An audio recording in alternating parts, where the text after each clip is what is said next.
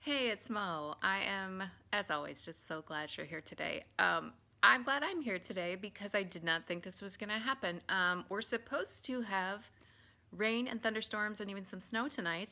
So I was like, oh, I'm not going to be able to film. And then look at this. It's Easter morning and there's all kinds of sunshine. I'm not going to wait because I don't think it's going to last. So I was not in a preparatory state to film today, but that's okay because I'm taking advantage of the sunshine. By the way, I always film with natural light, and that is so that you can see as accurately as possible through a camera what my skin really looks like. I've got lines, I've got a scar right here, no perfection. So I try to keep things as realistic as I can. Because I appreciate that in other channels. Anyway, today let's talk about the Natasha Denona Mini Retro palette. This is new from Natasha Denona. I ordered mine from Sephora. I believe I ordered it the day it released. And I got it really quickly, actually. The shipping was quite quick. So I've had this, I think I've had it for a week and a half, and I've used it almost that entire time. So this is far from a first impression. I've used every shade in this palette. I've done a variety of looks with this palette.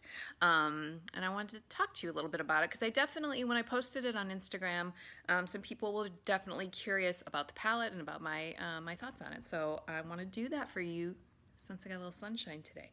Let's talk about the palette itself. So here it is out of its packaging. It's a very standard Natasha Denona Mini size. It's identical to the size of all her others. I know a lot of people really like the Mini Nude. The most recent one before this was the Mini Glam palette. They always have 5 shades, usually a different mix-up of what's matte and what's shimmer and what's metallic. I'll certainly tell you the finishes on all of these. I love khakis. They're some of my very favorite eyeshadows. Purples are my favorites, which I said a million times, but I really enjoy a good kind of khaki color, khaki green, I should say, olive green leaning color. Those tend to do well for me and work with my eye color and my skin tone.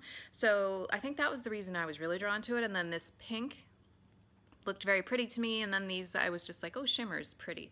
So that is why I decided to buy this. $25, by the way, and as I said, I ordered it from Sephora. Let's go over kind of the color. Let me open it for you so you can see it a little better. Here are the shades. I'm gonna try to get you a good shot there. I think that's a pretty good shot, actually. The light is, I seriously can't believe I have sunlight today. I did not think I'd be able to film.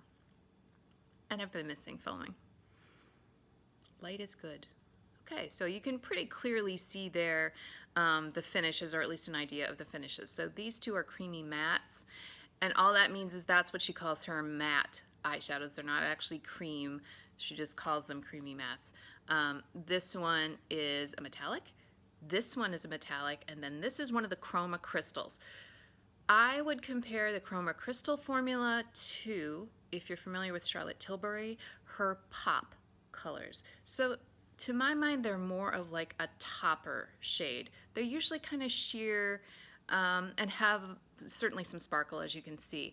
But they're not as, they don't have as much color, I would say, as, for example, her metallic shadows. So let's go over the colors, because 3 of these are existing colors, which I didn't know when I bought it. 2 of them are new. And I'll tell you what palettes they're from. So this is Galaxia. This is a chroma crystal, as I said, and this is from the Star palette. This is Industrial. This is only listed as being from the 28 palette, but there are actually 2 28 palettes, at least that I'm aware of. And from what I can determine, this is from the 28 Green Brown palette. This is 60s. This is a new shade. This is Vintage Taupe, and this one is from the Tropic palette. And then this one, as I said, is a metallic. This is Pixie, and this one is new. So for me, I don't have a lot of Natasha Denona palettes, and I don't have any of the 3 palettes I mentioned. I don't have the Star palette, I don't have any of the 28 palettes, I don't have the Tropic palette. So to my collection, if you want to call it that, these are all new shadows. If you're a huge Natasha Denona collector, you might already have 3 of these shadows, so I don't know that you'd be interested in this unless you're like really intrigued by these 2 new ones, as I said. So let's do some swatching here. It's going to be pretty quick swatching because there's only 5 shades. So the chroma crystal, and then the metallic, Galaxia is the chroma crystal, Industrial is the metallic, 60s is a creamy matte, Vintage Taupe is a creamy matte. So I want you to see those. So this is Galaxia, this is that chroma crystal. See what I mean? It's more of like a topper shade. And in this lighting, it looks like spectacular. It really does. Here's Industrial, which is that, I'm going to call it an olive green that is a metallic. Oh, this light. I'm so happy about the light that you can see these well. This is 60s, which is a creamy matte. And that's what I'm going to put a bit more of that on. I'm not sure I was completely fair in the amount I put on. There we go. The next one is Antique Taupe, which they're calling kind of the, or excuse me, Vintage Taupe, which they're describing, and when I say they, I mean like the Natasha Denona website, they describe as an antique rose. We'll talk about that in a second. And then the last shade is a new one. As I said, it's a metallic, and this is called Pixie. Definitely the most pink-leaning shade in the palette, and these metallics do feel just really, really nice. Whoops, I just dropped it. Fortunately, I'm on carpet, so it didn't break. So there's Pixie. There's all 5 shadows. As I said, I have used all of these and used them on several occasions. In fact, that's one of the reasons I've been holding off on this review. I really didn't, I don't do first impressions, at least I try not to. But for some reason in this case, I just really wanted to give this a try. And I'm going to be very upfront and say, I fell in love with it when I saw it online. The first time I used it, I was like, oh, I'm not sure I love this. And to be truthful, I've kind of vacillated as I've used it. And I wanted to be really clear, at least with what I thought about it, before I talk to you, because I want to make sure that I'm being clear with my own opinions and able to articulate those to you pretty well. So that's what it looks like. Now, I mentioned something about this color. So this is from the Tropic palette. As I mentioned, it is called Vintage Taupe. They describe it as an antique rose. To me, this is much more of a slightly warm brown. I just don't see a lot of rose or pink in that color. And when I saw it in the pan, now keep in mind, the palette itself is a lovely kind of a metallic salmon pink color, which also drew my eye. There's no question. The whole packaging, everything about this I think is really visually appealing. But when you really look at this, and certainly when you compare it to this pink, which is not like a bubblegum pink, it's more of a, maybe a salmon pink. You know, it's still a fairly subtle pink. When you compare it to this, you can see there's not a lot of pink in that. And the main reason I say that is that if you were really thinking this is kind of a pink and gray or that kind of leaning palette, you might be disappointed. And for me, this color, which I thought would kind of be my go-to color, and then these other ones would be like, oh, a pop of this, or maybe put this in the crease. This color doesn't seem to show up on me a lot. I want you to see that color going on my eyes and just kind of see what I'm talking about. This is, as I said, Vintage Taupe. My brushes are not clean. They usually aren't. I always use the Wayne Goss brushes, by the way, the eye sets, which I've had for a couple of years. And I am obviously holding a small mirror here, and I'm just going to put that kind of in the transition area and the crease. This is that Vintage Taupe again. So you can sort of see it. That's why, and I want to be as accurate as I can with this. But for me, and it makes a transition shade. I'm not saying it doesn't work, but I expected, I think, for it to show up more than it does. I probably thought, based on what I saw online, I probably thought I'd expect it to be a bit more rose pink leaning. I tend to do well with those colors. And for me, it's not much that. Now here you can see it better. So I'm going to add more to this side. And as I often say about this, I'm not going for like some, wow, look at my look that I'm doing. I'm really trying to show you how the shadows perform, at least on my eyes. And It blends very nicely. It goes on very smoothly. I don't have any complaints about it. I'm just letting you know it doesn't have the impact that I thought it would. So if I just had that color on, that's pretty subtle. Probably more subtle than I would prefer. The name is Vintage Taupe. You know, even though they describe it as a rose and it's in pink packaging, it's really not pink. I don't think that's a positive or a negative. It's just something I want you to be aware of. You know, because right now in particular, I mean, generally we're shopping online for a lot of things, but right now we're shopping for virtually everything, certainly makeup online. So I want you to kind of know what you're going into. I don't know what you're most curious about. Maybe that green gray. I'm going to put that in the crease. And I do like this color. This color works very well for me. Again, it's the same formula as the one we just put on.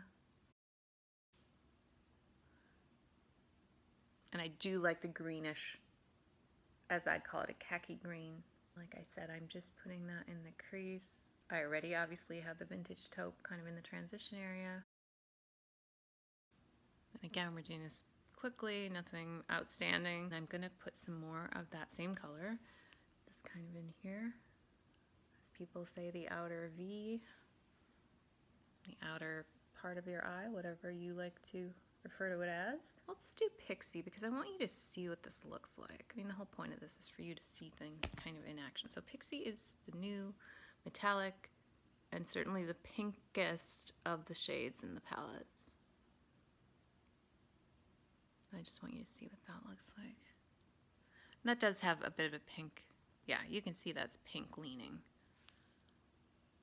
And again, I like this shade very much. So Vintage Taupe in the transition area, then I put 60s right in the crease and on the outer V, and Pixie on the lid. Perfectly nice look. I like that. Because I want to show you something else, I really do love this industrial color. I think this is really, for me, might be the star of the show. And I'm going to put that on just to show you what it looks like. And again, just patting that on with my finger. It's a really pretty metallic. In fact, I did a single shadow look with this color that I really liked. It was the only shade I used. I just put it all over the lid. I blended it up just barely into the crease, and I really enjoyed that look that day. And then let's, we've got 4 of 5. Let's put the 5th one on. So let's do the Chroma Crystal. Now, I don't know how much you're going to be able to see this kind of on top. But the idea, at least for me, is that this is very much a topper shade. You can see the sparkle, I think, that adds. And we'll compare it here to the one that doesn't have that on. I do find, I don't have fallout so much from this as I do have transfer up onto my brow bone with this. And it is kind of a glittery, it does kind of spread a little, this Chroma Crystal shade. So there's the two. This one does not have the Chroma Crystal. This one does. So that you can see the difference in the sparkle. And I'll just match it up here. So we've got the same look on both. That was obviously a very quick look with all 5 of the shades in the palette. So my conclusions. It's been interesting. Like I said earlier on, I've gone back and forth on this palette. Not because of quality. This is a very good formula.